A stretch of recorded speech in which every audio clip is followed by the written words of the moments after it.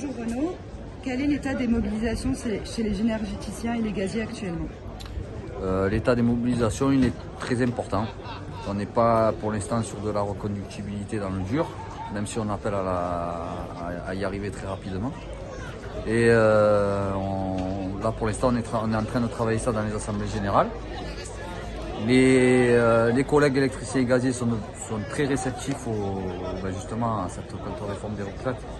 Et on a eu des taux de pourcentage de grévistes qui ont été jamais vus dans les IEG lors de la journée du 19, puisqu'on est arrivé jusqu'à certaines entreprises, notamment à Enedis, on était jusqu'à 75% de grévistes.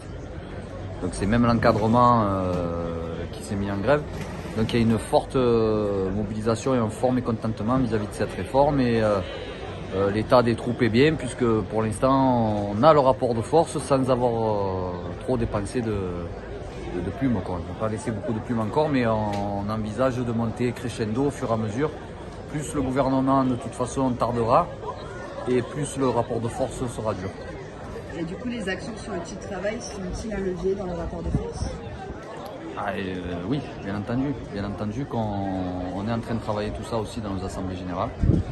On va traiter cette question avec beaucoup de sérieux, puisqu'il faut être très attentif à ce qu'on fait, mais on ne s'interdit rien. On ne s'interdit ni les coupures, ni les mises en gratuité. Du moment qu'il y a un sens à ce qu'on peut faire, c'est la seule chose qui nous importe, et qu'on va essayer de préserver les usagers au maximum, ça c'est clair. On n'a pas l'intention de couper des usagers.